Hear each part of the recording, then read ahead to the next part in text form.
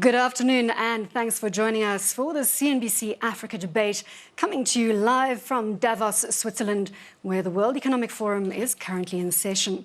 For the next 60 minutes, we focus on achieving Africa's growth agenda, and that's against a backdrop of slower growth among the continent's top trading partners and, of course, falling commodity prices. Joining me for what promises to be a robust debate, Jacob Zuma, President of South Africa. Paul Kagame, President of the Republic of Rwanda, Oscar Onyema, CEO of the Nigerian Stock Exchange, John Coumantaros, who's Chairman Flour Mills of Nigeria PLC, and Sunil Bharti, Mittal, founder and Chairman of Bharti Enterprises India. Thank you so much for your time, gentlemen. President Zuma, if I could start with my first question, sir, and I think before we consider achieving Africa's growth agenda and attracting the relevant investment into Africa, we need to deal with the issue of safety and security. The global headlines we know have been dominated by Ebola. They have been dominated by terror attacks in Nigeria and in the West by Boko Haram. In fact, these are ongoing as we speak, and Al-Shabaab terror attacks in East Africa. If the continent is not stable, nobody is going to want to put their money with us. And that, sir, is my first question. Is it just the perception fueled by journalists, or is it the reality?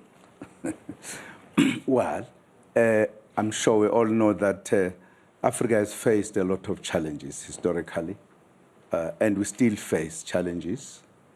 But of course, the challenges are in the continent, in some part of the continent, and they do affect the entire continent. The issue of the security, we believe that over the years, we have reduced the areas of conflict in the continent. It's unlike what it was before.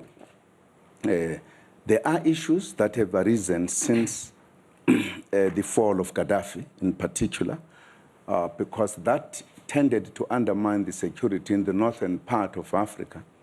And what, for an example, is seen as Boko Haram is part of what happened there. We had our own way of how to handle change in Libya.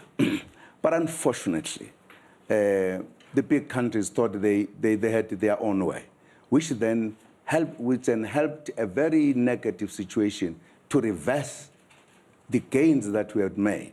So we are in the process now of working out ways and means of dealing with that issue. I wouldn't want that Boko Haram is taken as an isolated thing. It actually arises of the security that was undermined by the manner in which we handled Libya. And we are dealing with it. We are reviving, for an example, the ad hoc committee of the heads of states that we're dealing with the roadmap with regard to that, and therefore the AU is taking up the matter. So the matter is being taken into consideration, as well as Boko Haram in Nigeria. We are looking at it. The summit is meeting in a matter of few weeks. We'll be handling those matters of security. President Zuma, would you say the continent is stable, in your opinion? The continent is relatively stable. It's relatively stable. That is our view. President Kagame, can I get you to weigh in, sir, with your thoughts? Perception or reality from a security safety perspective? Well, inevitable on many things, you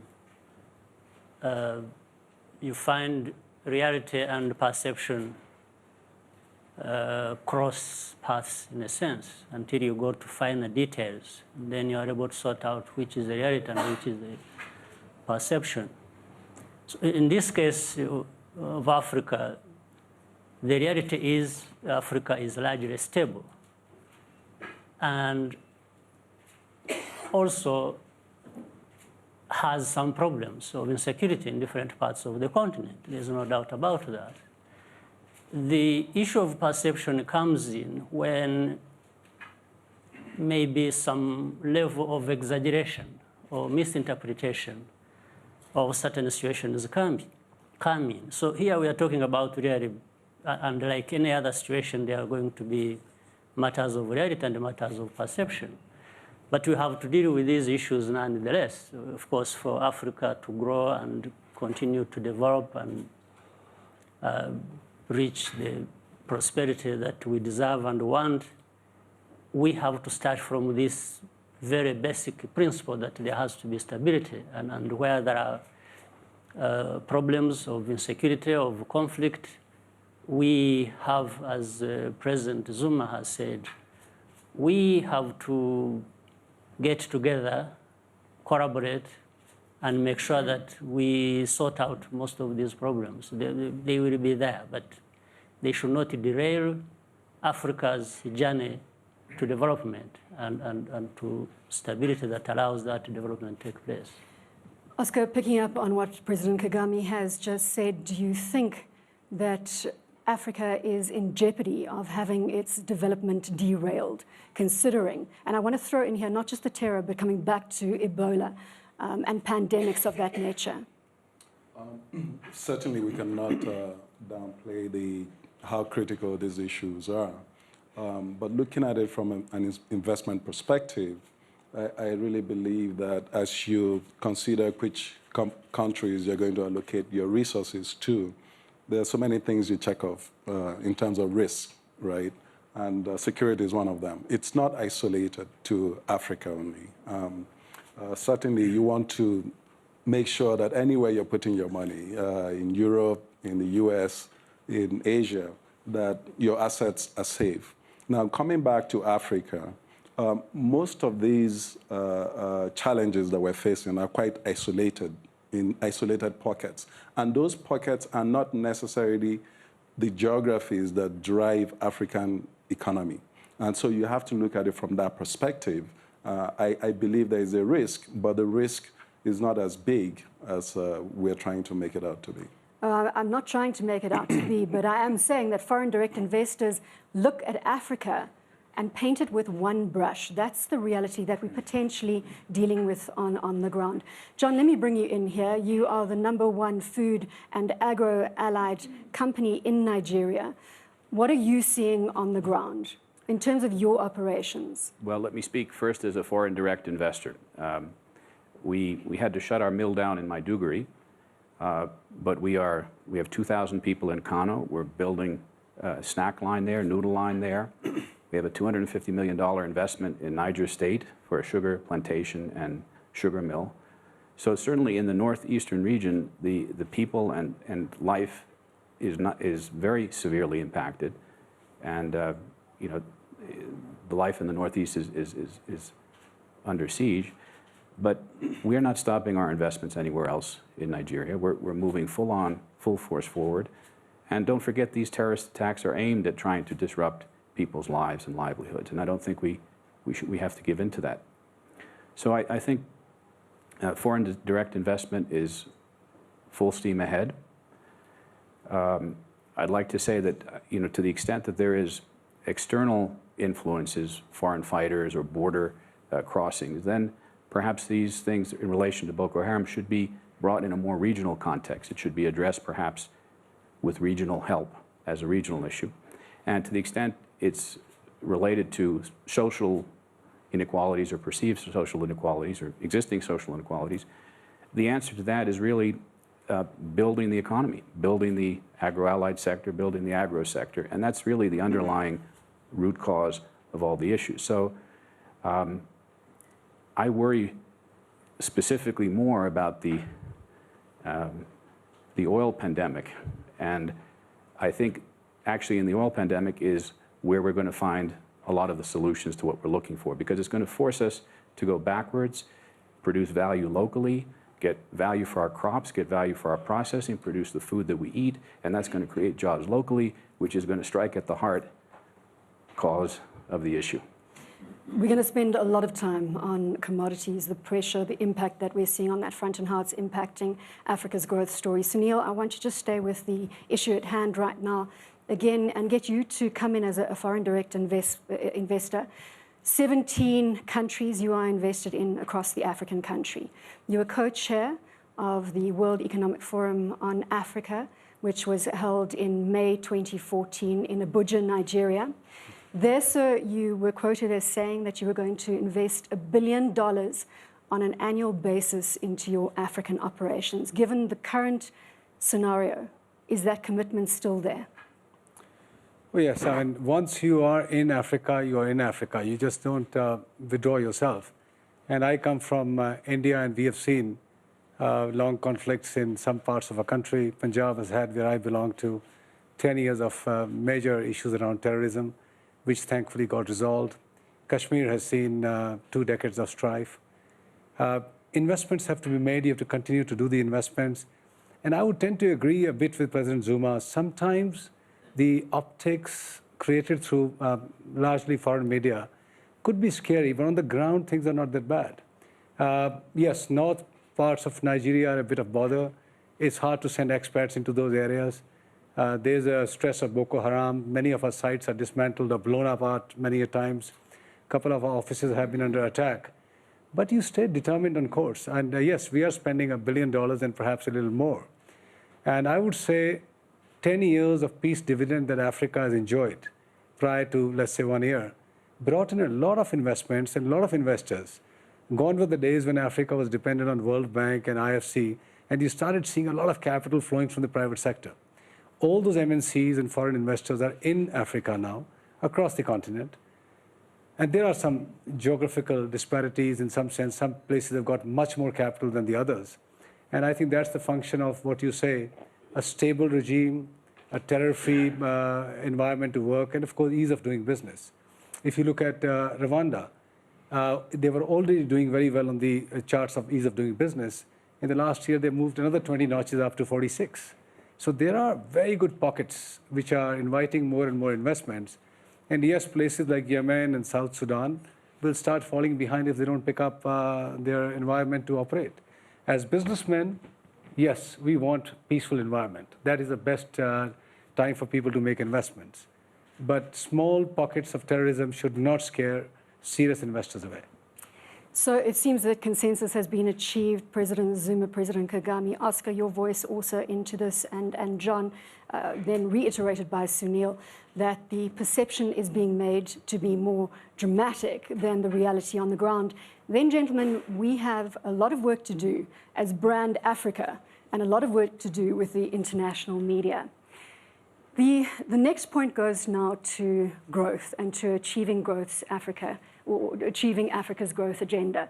The World Bank recently released a report saying that Africa is expected to grow by 5.2% in 2015 and 2016, and to grow by 5.3% beyond that for the medium term.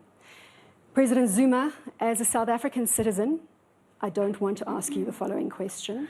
As a journalist, I have to ask you the following question. South Africa is, unfortunately, the drag to that overall growth story.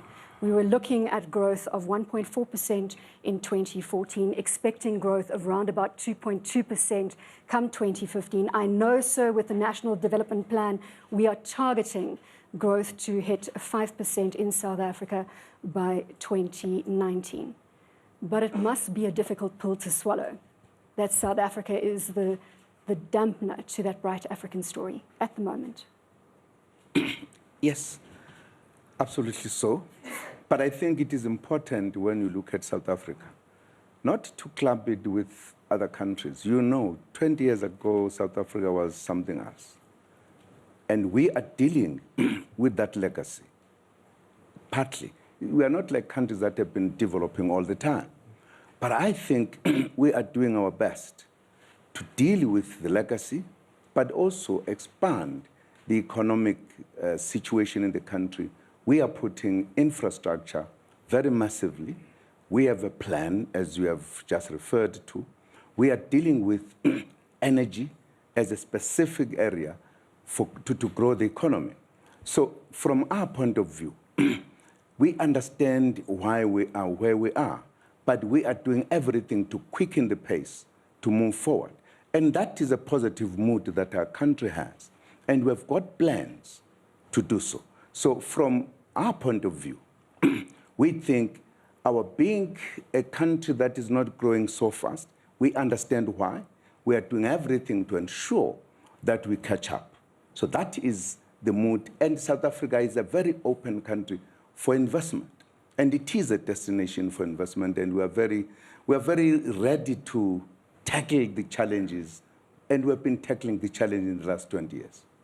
President Kagame, Rwandan GDP growth is sitting at 6% for 2014, expected to come in at 6.5% for 2015, and recovering from a very low base of 4.6% in 2013 when you had an issue with foreign aid that was temporarily suspended. We'll go into that issue a little later and how you recovered from it. But with the task at hand, major economic trading partners of yours and the rest of Africa are experiencing slower growth. Here I'm talking about the Eurozone and China. I know the US plays a very big part in your life, and there we know the situation is much better than in the other geographies that I've referred to. How are you adjusting your economic policies to allow for that changing global environment or global context? Right. First of all, last year, 2014, we actually saw, we found we had a growth of 6.8%. In fact, it is projected to be beyond 7 this year, 2015.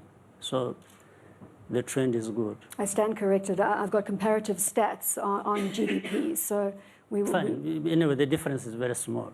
I'm just making improvement. But most importantly, the question you are raising, all along our economy, and mainly looking at it in the context even of the region that is increasingly integrating, but also looking beyond to what is happening elsewhere in the world, has been structured, the economy has been structured in a way that it takes care of the adjustments that are likely to happen because of uncertainties that will always be there and have always been there in the world. And we are seeing indeed, when we look at the low prices and continuing to go down in terms of commodities, you will understand that, in fact, Rwanda has not been mainly growing because of commodities.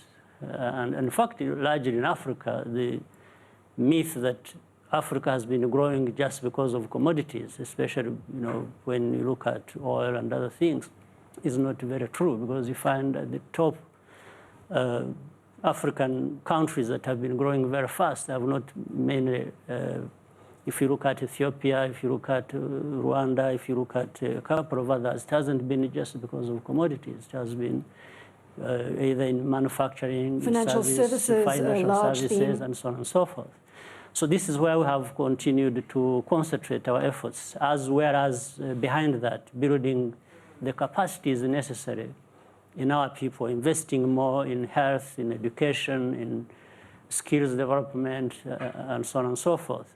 So this, and then benefiting from the integration I was talking about, when you see the East African community as a whole, 5 countries, Kenya, Uganda, Tanzania, Burundi, and ourselves, actually this geographical space of Africa is continuing to grow and benefiting from tying together our economies in terms of trade and investment within, and also putting in place the necessary conditions for business to take place, starting from there and then working with the rest of the continent and beyond. Oscar, let's come to you and how we attract our fair share of foreign direct investment in this changed global context. I know that your job at the head of Nigeria's stock exchange has been a relatively tough one of late, with foreigners and foreign investment heading for the hills, so to speak, given the pressure on the oil price and the uncertainty ahead of the Nigerian election come February. But you have stated that you want to make the Nigerian Stock Exchange the exchange for entrepreneurs and attract foreign direct investment. Can you elaborate on those plans? Thank you. I would differentiate between foreign direct investment and foreign portfolio investment. I believe that last year, or 2013, Africa got about $57 billion in foreign direct investment, so investment inflows. That is a record amount, and it continues to grow. And it just shows the confidence that the investing community has in Africa. And that confidence is not misplaced, because if you look back 10 years, most of the African economies have been growing, and they're growing because of better policies that have been designed to diversify the economies of the African countries. Granted, we're all very different. If you take Nigeria, for example, with the rebasing of our GDP, not only did we realize that we've become the biggest economy in Africa, but we also realized that our economy is highly diversified. Crude oil accounts for only 14% of that. And the growth that we've seen over the last 10 years has really been driven by the non-oil sector. Huge growth again to come to the financial services. Financial services, telecom, the entertainment industry. So non-oil sector basically has really driven that growth. For us, the challenge at the exchange with regards to foreign portfolio investments is really foreign investors needing to manage their currency risk as a result of commodity prices, taking a big beating lately. And I believe that as they get more certainty as to where currency rates will be, given stability in oil prices, you will see them come back into the markets. We have to understand that there used to be a very significant correlation between commodity prices and the African economies. Given these diversifications we've seen, we haven't seen any African country talk about recession. We're seeing people talk about growth slowing down. If you look back 10 years, this is not the first time we're seeing oil price shocks, right? 87, 97, 2007, you would have been talking about going into a recession. So the economies are better managed, and they are certainly reflected in the confidence we've seen with investors. And I believe that for the Nigerian scene, you have an election cycle coming through. You have the security situation that you've talked about. You have fiscal and monetary policy that people are also watching in order to make those investment decisions. So you have uncertainties that, as I believe they go away in this first half, and as you go into the second half of the year, those uncertainties, we should have clarity, and you should see investors take positions. Sunil, how are you managing the currency risk that Oscar refers to? Of course, we've seen depreciating units across Africa. The Nigerian unit, the Naira, is under pressure at the moment. I think that's an area to worry about. And for foreign investors, that's a serious risk that one takes going into a new place, a continent like Africa. For a long period, nearly 4 or 5 years, we were quite surprised at the stability of the currency. In fact, rupee depreciated in India, but we saw most of the African currencies holding ground. And then suddenly, the whole situation changed. We saw massive depreciation in Malawi 18 months back, but it's a small market, so one could deal with that. And then followed by Ghana, where the Shedi just sort of lost 30% within no time. And last few months have been horrible for Naira. And you are investing large amounts of money. When we look at the performance of our various country operations, on local currency basis, they're doing reasonably well. 10, 11, 12% growth still year on year. But when you start translating them into dollars, you're kind of standing still. You're at the same place. You're running on a treadmill and you're not moving forward. That is a frustration, because at the end of the day, after 4 or 5 years of hard work and very difficult work of building an infrastructure in difficult places, you are standing still. You're still at $4.6, $4.7 billion, whereas by now you should have crossed $6 billion. So that frustration remains, and I think no country can insulate you against currency risks, and oil pressure has been one of the major challenges. And the other part is commodity prices. Global commodity prices have been soft for the last few years. And the prediction from most of the experts is that you're not going to see a phenomenal change in the next 2 or 3 years, which means 2 of the resilient pieces on which Africa's growth is sustainable are under threat: commodities and oil. So hardcore extractive industries are under threat in terms of low demand. And on the other hand, the Financial aid from Europe is getting, drying up, getting slow because they have their own difficulties. So there is an overall pressure. The Africa story, which was looking like heading towards 8 or 9%, is suddenly getting challenged at maybe even towards 5%. And that for a country or continent which has to come out of poverty, has to fix health problems, education problems, is a sign of worry. You've also made the point previously that strong leadership is needed across the African continent to navigate these somewhat choppy waters. Do you think we're seeing that leadership? You see in different parts. You saw very strong growth in places like Rwanda, which is an outlier clearly. Sub-Saharan Africa this year will grow at 5.75%, and some countries will be at 7%. If South Africa was to pull its weight, as you just mentioned, you could look at even more healthier growth because it's a very large piece of that economy. There are parts of Africa which are disturbing.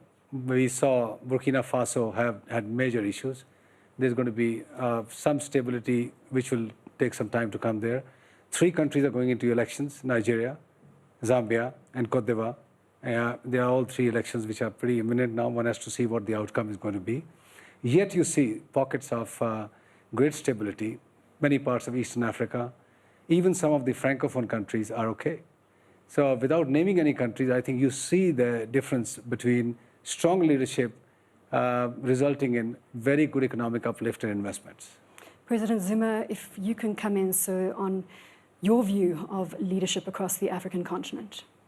Well, firstly, I'm very happy that the investors, they are saying there are pockets, and they're not painting Africa with the big brush, because I think that is important. If you look at one country where there is instability, and then you believe that the whole of Africa is unstable, is a mistaken thing, is part of a perception. I think there is a very strong leadership in the continent of Africa, generally.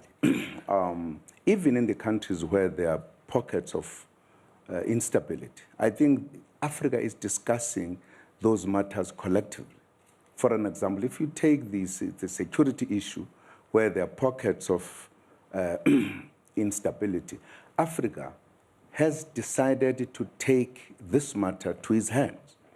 We are in the process of finalizing the immediate reaction force that will be controlled and financed by Africa itself, so that where there is instability, Africa under the AU leadership will move into that area to deal with that matter.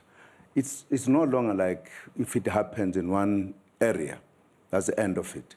I think we have an example in East Africa where IGAD, the region of East Africa, went into Somalia and really dealt with the problem in Somalia and began to bring about stability and the government there. I think that is an indication of the African initiative implementing its belief that African problems should have African solutions. And therefore, that in itself is not just showing individual kind of leadership. Even the collective leadership in Africa, I think, has taken a qualitative change in terms of how are we tackling the issues, including our activities insofar as the economy is concerned. The fact that heads of states are heading certain section of the infrastructure, it indicates Africa that is thinking differently. Again, strong leadership that is being given. I think that in itself indicates that there is strong leadership in the continent. We are moving forward. The very fact that we have had a decade of growth and many countries growing so big, it indicates that Africa has changed. That would not have happened without a strong leadership. President Kagame, on the point of leadership, your leadership has been tributed with much of Rwanda's economic reemergence, and for the last decade, hitting that 7% GDP growth rate. Your second term comes to an end in 2017. Can investors look to continued economic stability and investor-friendly policies out of Rwanda come that time? Well, I think as we are talking about leadership, I think it was just said, leadership is in a general sense and we are talking about Africa as we see there is no country that is an island. There is many linkages between countries across the continent and even the continent and beyond. And in fact, even the area problems we're talking about of insecurity, some things are happening in Africa, but we find they have a connection in Europe or beyond and in other places. So there is always this connection. So leadership is about the same. So but leadership in Rwanda, as you have said, has been built on a number of bases, if you will.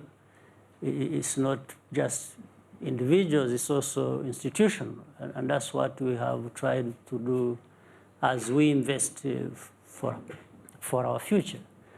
But now, here I'm probably being asked to make a prediction of whether 2, 3 years or 5 years ahead, how things will be here. I have no reason to believe that things are going to be any different in my country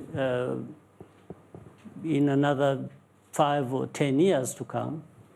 And here we are talking about leadership minus the person we are talking about.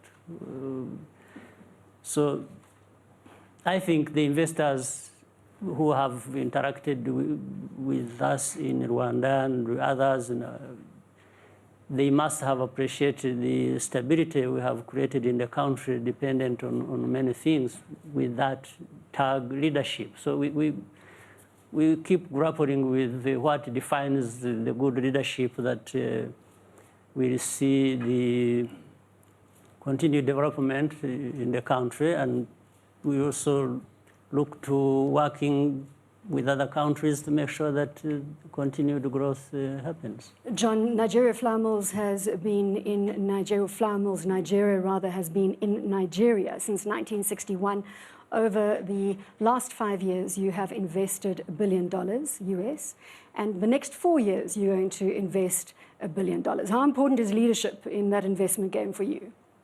I think leadership is very important, and it shows our confidence that we are investing that kind of money. I'd like to touch on what President Kagame said earlier.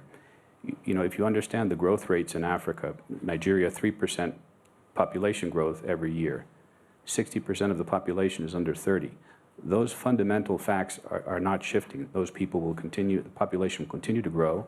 People will need to eat, they will need to go about their life. So there's a fundamental underlying growth in Africa, in Nigeria, which is not related to commodity boom or bust cycle.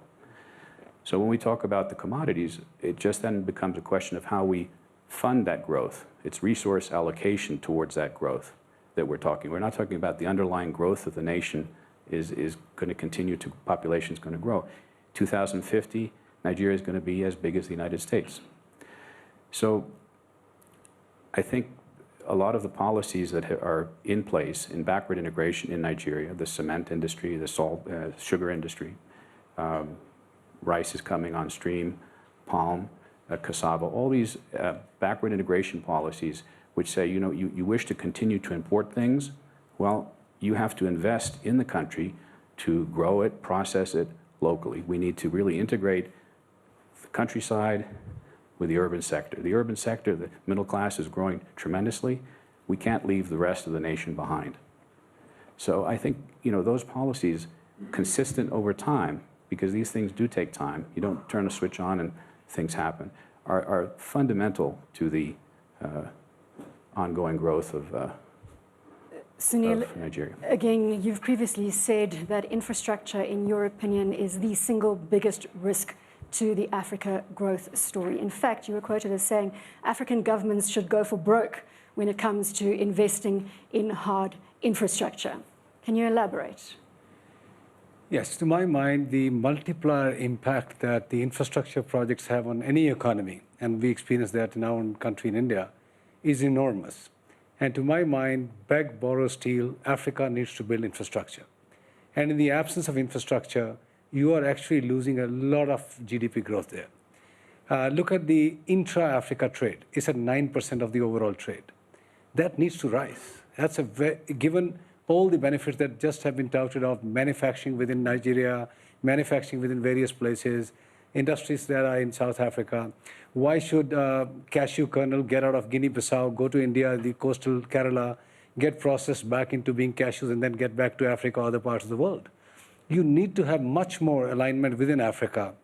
And AU, the Africa Union, needs to start discussing, let's create massive infrastructure, linkages within the countries on roads, highways, train, wherever possible around the coastal areas through boats and ferries and all. You need to link the continent through a massive infrastructure build-out. And to my mind, if you want to see Africa growing and breaking out free from its current difficulties, I think infrastructure will hold the key. And that is where I would say even the so-called development investment or aid needs to be focused towards. Build infrastructure, rest will follow. And we've seen that in China. They built massive infrastructure, and that was the difference between India and China. They went for broke for infrastructure, and rest followed. And I believe that is very important. Thankfully, telecom piece, we've been able to fix to a large degree. You can go to very remote parts of Africa now, and you'll find a radio signal. Let's use that as a digital infrastructure to then build on some other pieces of infrastructure to get the full benefit of African economy miracle. Oscar, as president of African Exchanges, this must also be something which is high on your wish list in terms of connecting Africa Exchanges and the impact that that will ultimately have on the economy. Yeah, totally agree. I believe that we have to look at infrastructure as infrastructure. It doesn't matter whether it's hard or soft. The exchanges, for example, at least the key hubs need to be linked so that when investors are coming in, they are viewing a deeper pool of liquidity versus small pools, because it's not very attractive to want to put large sums of monies in very small pools. And so that should go for financing, not only in the capital markets, but even with our banks, because access to capital is one of the biggest challenges businesses have in Africa. And so to the extent that we can link ourselves and a farmer that is looking to raise capital for the next cropping season can access that capital not only in his country, but countries around, it could be very powerful. President Kagame, let's just focus for a moment on the reliance on official development assistance. And I come back to the point that I made earlier that in 2013, development aid was suspended to Rwanda, allegations that Rwanda was fueling insecurity in the DRC. This was never proved, and that aid was once more instituted. But in 2013, and according to my figures, again, they may not be in line with yours, but like for like, you sat at a 4.6% growth rate. So a big fall off from your previous decade of around about 7%. As a result, you have very quickly moved to limit your exposure to foreign aid to help you insulate yourself against shocks on that front. Can you tell us how you've done that? Because again, your growth rates, obviously that aid was reinstituted, but you're now sitting with aid at about 40% of your budget. Yes, first of all, it starts with the original objective. For us, how we have used development aid is to enable us to build capacities we require so that we don't need aid in the long term or medium long term. This is really what we have concentrated on, not to keep depending on aid as such. So we've been transitioning, therefore, from this development aid to investment aid. So we've concentrated on what is it that attracts investment, and particularly for the case of Rwanda with its own specificities. And this is why we have concentrated. We have also concentrated on doing business. What is it that attracts people to do business in or with Rwanda? And that goes beyond Rwanda and touches, as I said, in a broader sense, the area of integration. But as we have been building these capacities, therefore, we've been identifying revenue sources that we can depend on, that we have control over, other than revenue sources over which we have no control at all. And so the transition has been accelerated, in fact, by maybe some of these problems. I think some of these problems come with a silver lining, in a sense. Sometimes you don't invite problems, but when they come, they also come with these silver linings.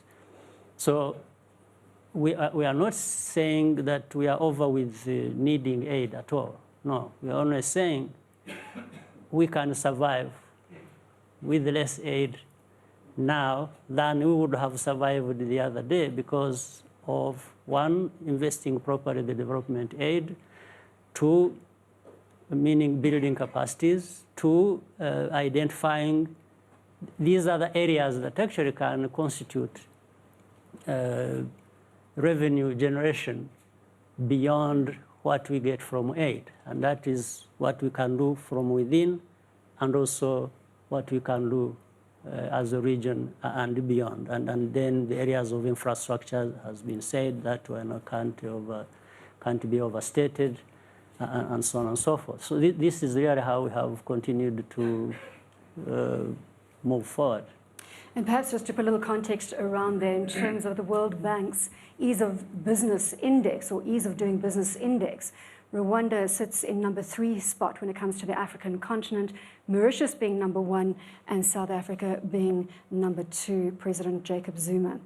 Your thoughts, sir, on this shift as we come to the expiry of the Millennium Development Goals in September 2015 from development aid or official development assistance to development investment. What is South Africa doing to capture development investment? Well, we hold the same view that, firstly, it's necessary that the aid should shift to investment. That helps the countries really to stand on their own and be able to move forward. And we believe that that should be the understanding of those who give aid. I think the example of Africa having been developing the way it has been, it is partly because Africa, I think, has been receiving more aid than perhaps other regions of the world. I think that is evidence that there has been very careful usage of it, as President Kagame has been saying, that it has been used to help propel the economy, and therefore, with time, you would actually stand on our own as the African countries. I think that's an approach we have taken, that we need that understanding. Again, it comes back to the kind of leadership, how this is being utilized now, different than what it was a few years or a number of years ago. That the leadership is looking at how we utilize what we get for our tomorrow. But I also wanted to touch on the issues that were touched upon on the infrastructure. I think I touched on this point earlier. The reality is that the leadership, the collective leadership in the continent has taken a decision about infrastructure. And there are processes that are ongoing. It's not just we are still planning. In some regions, actual work is going on because we realized that without dealing with that issue, which is again a legacy of colonialism that did not connect countries, if we don't have inter-trade, we don't soften our borders, we don't increase the economy among ourselves, we are not going to succeed. That is why the matter of integration of the regions is an ongoing issue. 3 regions are now working to integrate and putting together a huge area wherein the trade is going to be free among them with a huge population and really going very far in terms of how much Africa is organizing itself economically as a continent. I think that goes a long way to explain how much the current leadership is thinking. President Zuma, I'm glad you bring up a collective leadership across Africa, because it brings me to another point in that we understand that there were diplomatic tensions between Rwanda and South Africa 2014. This is not the forum to discuss those, but what I am interested in understanding is whether it has had any bearing or impact on economic cooperation between the two countries. Of course, that economic cooperation, as you say, with collective leadership, is crucial for the overall Africa investment story. Your thoughts, sir? No, I don't think it has affected our relations, not at all. I think there were some small issues that were there that have been handled by the two countries. Insofar as interaction between the countries is very big, it has not interfered with that. We have a lot of students from Rwanda that are in South Africa. There is consistent interaction between the two countries. So that has not affected the relations between the two countries, including between the two ruling parties. President Kagame, I suppose I should have asked this question before I sat you next to one another when we began the debate. Please come in here, sir. Well, I think this is a proof that things are doing fine. But even if we were to talk about the perception, because the fact that you raise it, either it is a reality or a perception, but let me even say, even if it was perception, maybe it shouldn't have happened. So this is what I can say. We don't need it, and in particular, we don't need it for when we talk about working very closely and advancing together and so on and so forth. So I'm just saying, forget about how things are now or how we want them to be tomorrow. That should not have happened, that there was even a perception that there was such a misunderstanding because, of course, of history and many things which President Zuma has mentioned, because he talked about even political parties and, with the history of liberation and struggles that really are meant for the positive trends of our peoples beyond the two countries. And then governments of today. So maybe the question you raise, even if we don't go into much in terms of details, just underscores how it is important for people to work together, and I think we are all willing to cooperate and work together for this common goal that benefits the continent. Thank you, sir. Bronwyn, I'd Yes, like to turn John. it back to trade, and I'd like to propose to President Zuma we should set up more of a bilateral trade and see what items you're importing from third-party countries that we could supply, and vice versa, and make it a very direct bilateral position to be selling corn in your peak, in your harvest season, and we sell you back cassava starch in your off-season. I think there's a lot of room to make more efficient the trade balances using what we're buying anyway from third parties between ourselves. And I'd like to propose that for... And President Zuma, absolutely the right to respond. I think, John, kudos for making this discussion into a working group session. That's exactly what the World Economic Forum is all about. I totally agree. I think that's what we are trying to work on. Because what has, in a sense, hampered the trade, the inter-trade in the continent, has been the infrastructure. For an example, in some countries where there are companies from South Africa that are working, just to shift the goods from South Africa to some of those countries takes such a long time because infrastructure is not there. I was in one country where they were saying, if we are looking for the spares to come, there will be weeks on the sea trying to get to that country. That is an indication of the problem. The realization by the leadership that we need inter-trade. And we said, even if we're agreed on that one, without infrastructure, you cannot do it. That's why we are focusing on the infrastructure. We are looking at south-north corridor and across. And I think that is what will make that kind of an agreement to be easy. We can today make an agreement. It will be by and large theoretical, because how do you reach another country? And that's why we're saying the investment on the infrastructure is the key for us to achieve that kind of an understanding. Add something on that. Yes. Quickly, let me say, really, this is important. Infrastructure is key, but also how it is used, which depends on the political aspect of it, is very important. I'll quickly give an example, and prompted by the point President Zuma has just made. In my own country, within our region, for example, to move a container of goods from Kigali, our capital, to Mombasa, used to take 22 days. This is 3 weeks beyond. Now, because of the collaboration we have put in place and the understanding and so on, and this, by the way, was mainly not because there are no roads or good roads. It's because of non-tariff barriers.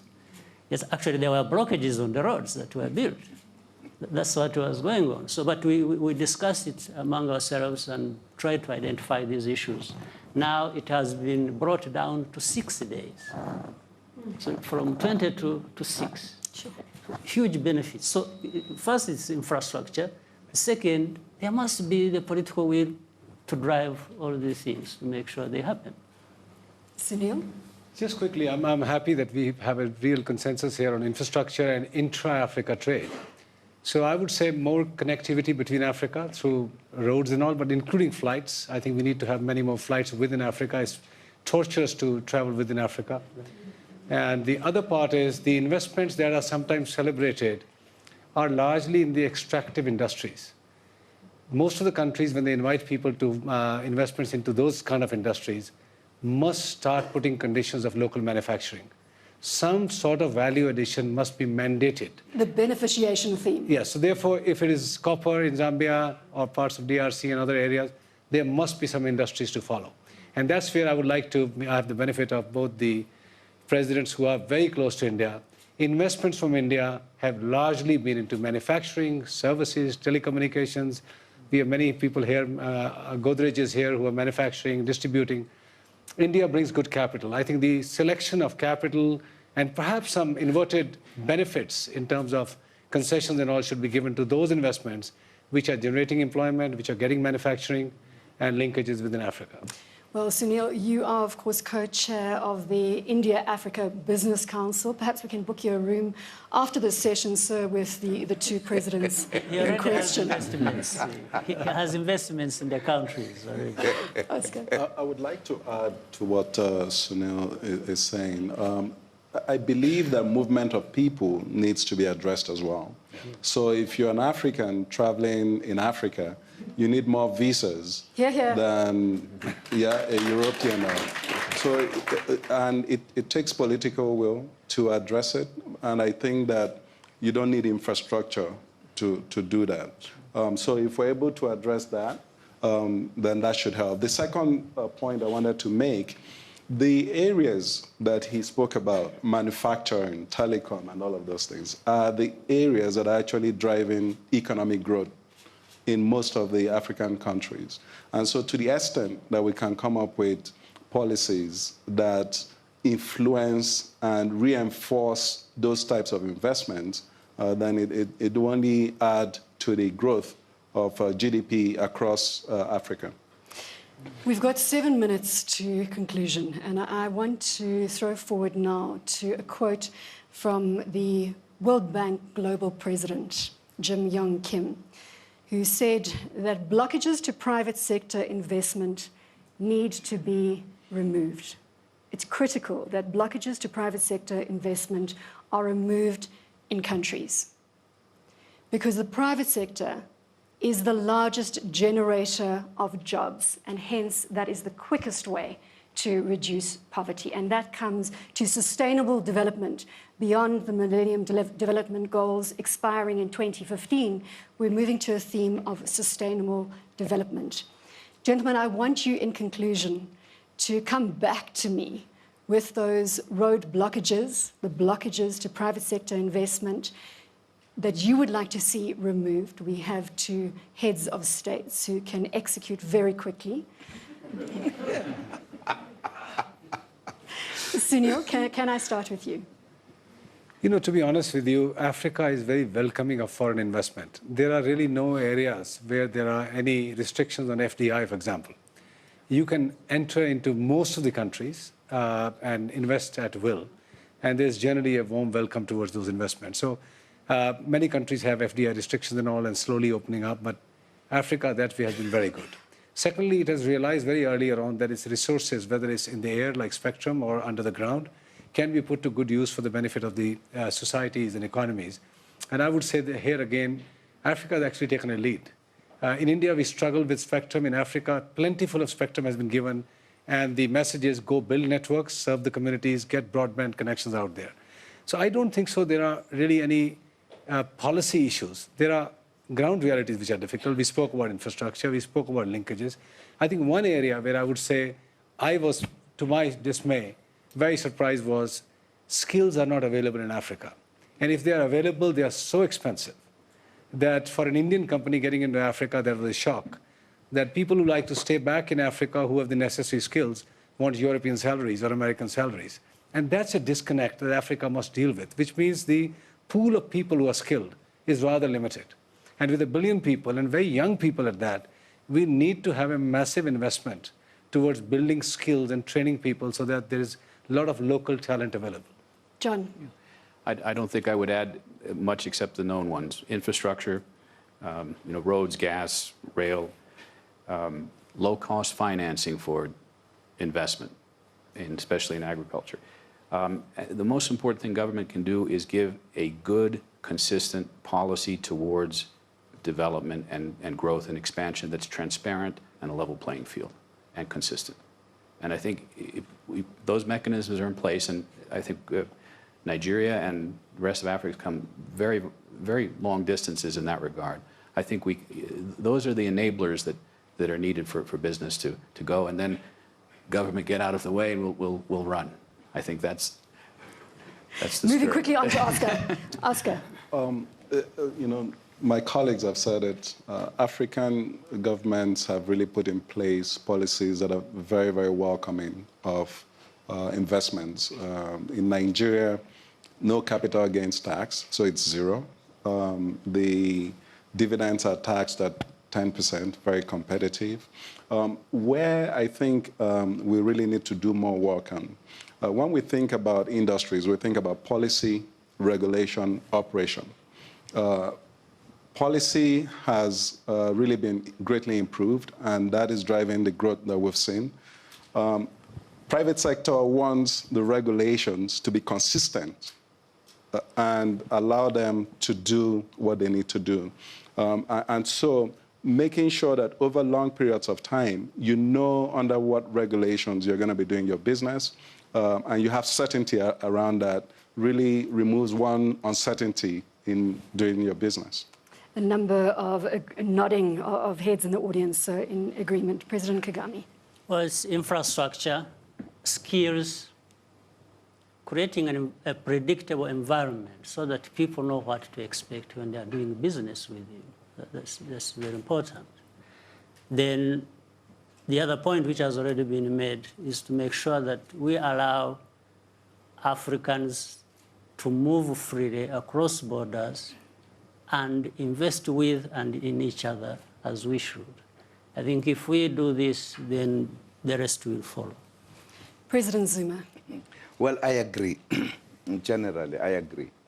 But I just wanted to make the other point earlier of the borders. I think African countries are discussing that to try to address that issue. It's not an issue that is not getting any attention. It is, precisely because we realize this, that if you were in Africa, it's difficult to move. And we are saying it should be quick to move if we are to implement our belief that Intra-Africa is important. And therefore, once we have the infrastructure, it should not be blocked by the different kind of countries and borders, etc. So that is agreed. Also, we have skills in the continent that are not in the continent, are all over the world, because there was no industry for those skills to be utilized. We believe that once we have the infrastructure, we have energy, those skills are going to come back as well, and they're not going to leave the continent. And therefore, the question of the shortage of skills is not going to be an issue. But these are matters we are working on. And I'm happy that very critical points have been made, how to make the investment feel free. And I think my brother, they put the three things. I know that regulations are biggest problems for investors. These are matters we are dealing with as to how do we make it easy, as well as how to do business easier rather than complicated bureaucracies. These are matters we are addressing, and I'm hoping that very soon we'll be able to deal with those matters, given our own experiences in our different countries and the harmony of thinking in terms of what do we need to do for the continent. Thank you so much to my esteemed panelists. Well, one thing is for sure, as Africa ushers in the Sustainable Development Goals for 2015, economic inclusion and poverty alleviation are crucial to broader stability and African growth. One thing is clear, African governments are going to have to invest in their own development. The continent needs to attract all forms of development finance, but perhaps most crucial is creating the right environment for private sector investment to thrive. And once more, I'm going to borrow from the quote from World Bank Group President Jim Yong Kim. It's critical for countries to remove any unnecessary roadblocks to private sector investment. The private sector is by far the greatest source of jobs, and that can lift hundreds of millions of people out of poverty. Thank you so much for joining us for the CNBC Africa debate, coming to you live from Davos, Switzerland, where the World Economic Forum is currently in session.